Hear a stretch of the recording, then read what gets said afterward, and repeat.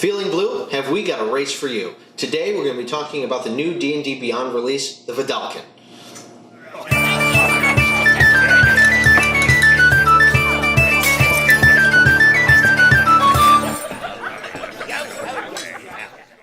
Welcome to the Home Brew Crew. I'm Tony, this is Sean, and this is Shem, and today we're going to be talking about the D&D Beyond race, the Vedalken.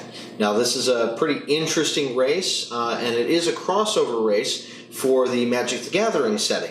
But it is a really awesome one. And we've had a lot of fun looking through it, and I want to turn it over to Sean and take it away because he's got everything right in front of him. Other than them being blue, which this was not planned. No, this was an accident. I feel like it was meant to be. Yes, but it was great that we're going to review this particular race for this. Yeah, exactly.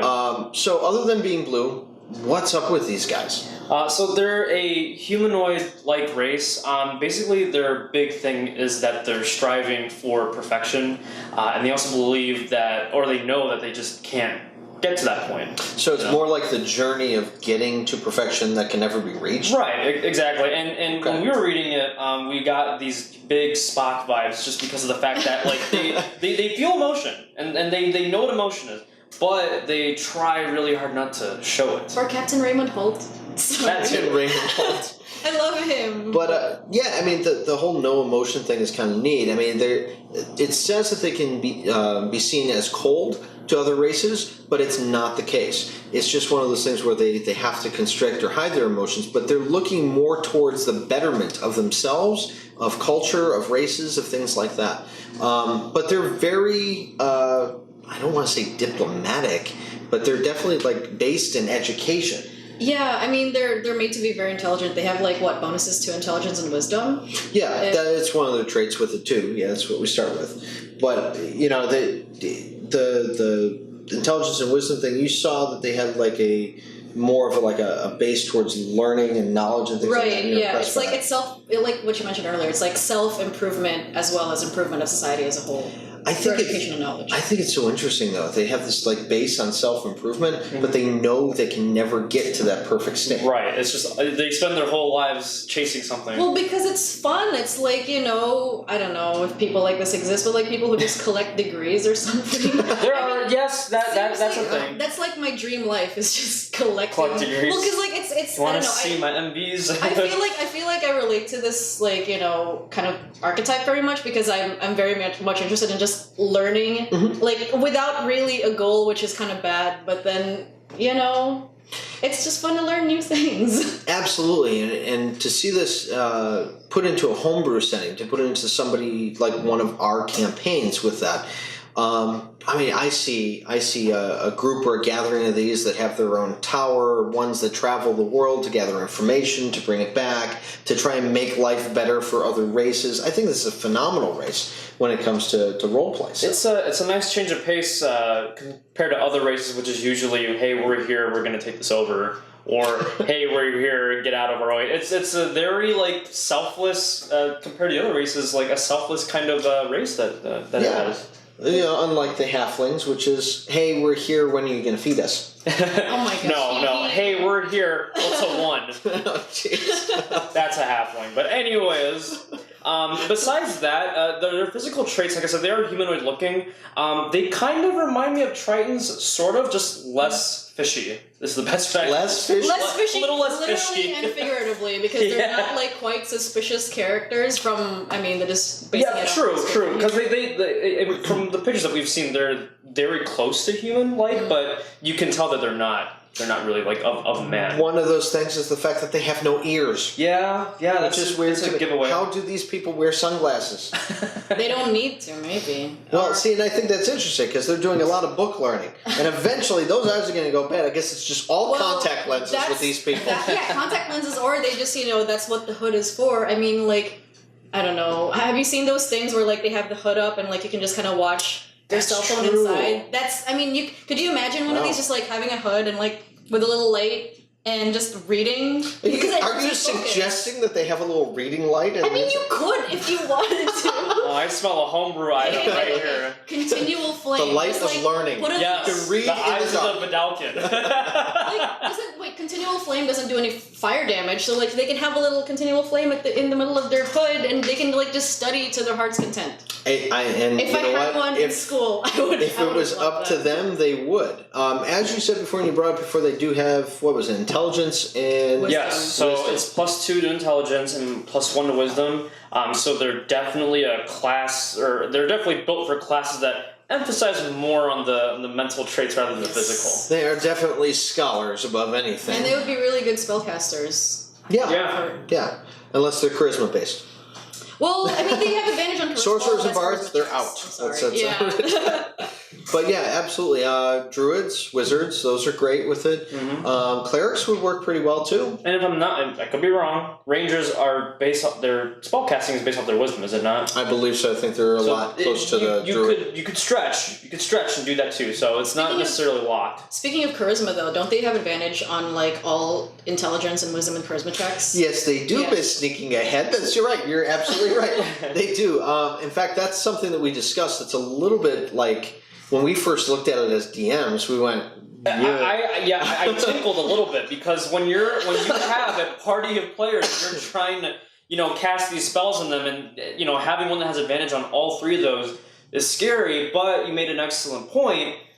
The Vedalken are not built to take on like a dex save or a strength save or Constitution. That's the thing. They might be a little squishy. Get them on poisoning. That's if you're going to DM for a bunch of Vedalken, just poison a lot. Yeah, just poison a lot.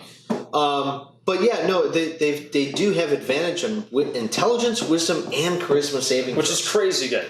Yeah, crazy good. And it's not the only good trait that they have, which is pretty neat. Tireless Precision. They also get, what is it? It's proficient in... so you can choose to be proficient in Arcana, History, Investigation, Medicine, Performance, or Sleight of Hand, as well as a choice of a tool, pretty basic. However, the second part of the skill is crazy because whenever you make an ability check with that chosen skill or tool, you roll a d4 and you add the roll to that. Yeah, that's pretty... it's really good. I don't know, is this an OP race, do you think? Looking back on it now, I don't think so. I mean, there's some classes that get proficiencies and double proficiencies and other things, but when you think about it, it makes sense with this class because it really emphasizes the fact that they're striving to be perfect in that thing. Right, exactly. So they know this thing really well. That's why you get to add that d4 and be proficient. They'd be screwed though when it comes to like battle knowledge. I guess so. Right. You don't really see too many, barbarian Vedalken. Yeah, like probably that. not. I wouldn't. I mean, it'd be interesting. But yeah, it's kind of an interesting thing. They do have one other trait with it, and of course they speak Common and Vedalken if Vedalken is a language in your campaign. Mm-hmm. If it's not, obviously you can give them something else. But they also get one more language of their choice, and as we mentioned, kind of fish-like, but not fish-like. Right, they're partially amphibious, which is literally the name of the next feature. So basically, you can breathe underwater for up to a whole hour. Once you've used up all that time, you have to do a long rest to get it back, but that's pretty good too. Not that underwater comes up often, but when it does, you're hopping straight in, because an hour's a lot. See, but I love the thematics of it. Because they don't just say that you can breathe for an hour underwater. It's not like you go and you hold your breath. By absorbing oxygen through your skin. So they stand out there, outside the water, whatever, and absorb oxygen. And they get this, it's kind of like going underwater with an oxygen tank. Mm-hmm. You have 1 hour. But it also mentions once you've reached that limit, you can't do it again till you finish a long rest. So it's kind of like you're up on the land, you're sucking in all this air, and then you go underwater. Right. But if you're only underwater for half an hour, you still have half an hour left in your tank. Yeah. I think that's a pretty cool thing. Yeah, that is. I mean, that kind of reminds me of certain species of frogs. I don't know. I think. Well, they look kind of frog-like too. They get flat noses, no ears, no external ears. I mean, they are amphibious as well. Partially, yeah.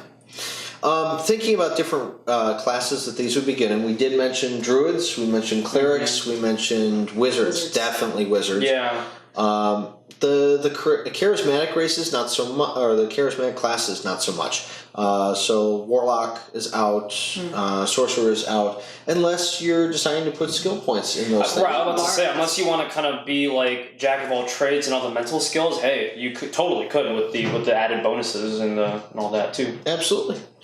Well, there's no reason to feel blue. You can always play this. See, I got you guys again. You can always play the Vedalken. They are available on D&D Beyond. You can download them. I think they're like $1.99 for the one and $5.99 for the whole pack. It's a fantastic race. We really love it. I use that word a lot, by the way. Fantastic. When I describe things, I have to stop doing it that. is a fantasy realm, and it's pretty fantastic. You got it. So, adding these to your campaign is always fun. I could see, maybe doing the tower thing, maybe a wandering tribe of these, kind of nomads learning and wandering around. Right. Oh my god, like the speakers in Castlevania. Yes. Oh yes, that should be pretty god. cool because they do study knowledge and they keep going. They have special traits. Except they will write things down instead of the speakers just passing everything orally. Yes, until their eyes go bad because they can't wear glasses. But we love reviewing these things, and we do review everything. Every single week we'll either go through a homebrew class or a race or any of these that we can actually find on D&D Beyond. And when there is official content, we are there to review it as well and to see how you can place it into your homebrew campaign. Because homebrewing is the thing that we love the most, right? You always nod at that point. Yes, yes, that's good. Sir. So, until next time, remember, the best campaigns are always the ones that are homebrewed. So, keep brewing. Was I supposed to say that last part? Yes, every time. Sorry.